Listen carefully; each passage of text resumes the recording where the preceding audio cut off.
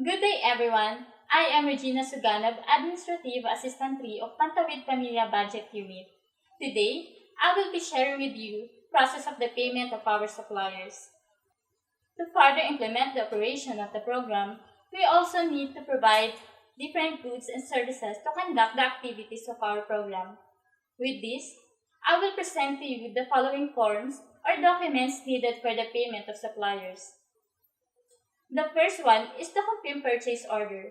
This form specifies the type and quantity of goods or services that the buyer needed. It also serves as a contract between the buyer and supplier. Take note that we just need one copy of this document that must be signed by the supplier. Next requirement is the billing statement or statement of account or demand payment. This is used to request payment from the buyer for the service rendered by the supplier. For this type of document, we just need one copy that is signed by the supplier. Another requirement is the sales invoice and delivery receipt. This document is used to request payment from the buyer for the delivered goods of the supplier. We also need one copy of this document as an attachment. The next one is the certificate of service rendered. This is a document given by the end user to certify all the services rendered of the service provider.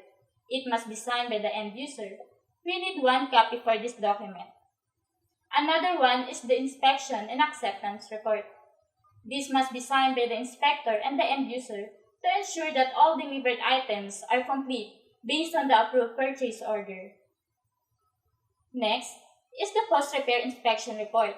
This form is used for the inspection of repaired equipment. We also need one copy for this document. Also, a documentary requirement for the payment of supplier is the attendance sheet.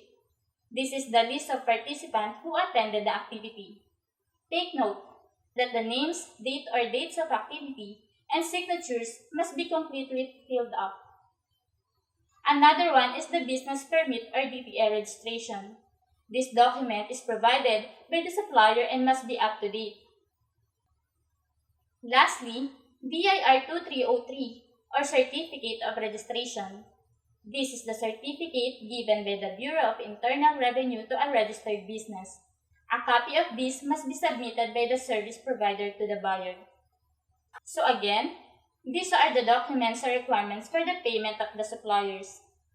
Purchase order, billing statement or statement of account or demand payment, sales invoice or delivery receipt, certificate of service rendered, inspection and acceptance report, post-repair inspection report, attendance sheet, business permit or DPA registration, BIR 2303 or certificate of registration.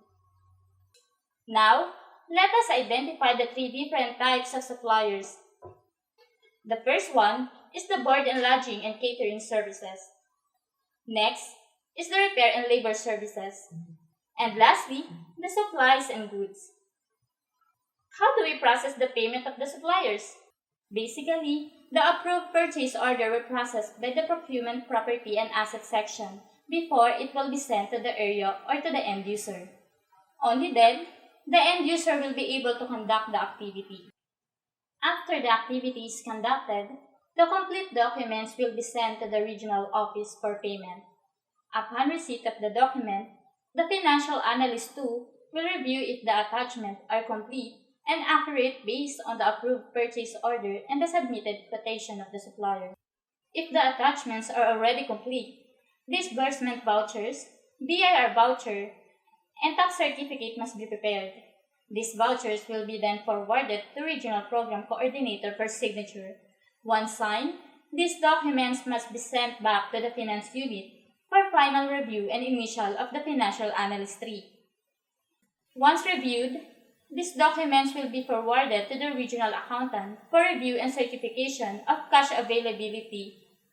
Once signed and certified, these documents will be now forwarded to the Regional Director for approval. Finally, the cash unit will prepare the check and transmit it to Social Welfare Development Team offices to submit it to province-based suppliers. Now, we have learned the process of the payment for our suppliers. Truly, We must continue to create good working relationship with our service providers by effective coordination with them and efficient process of their payment. Thank you and have a great day.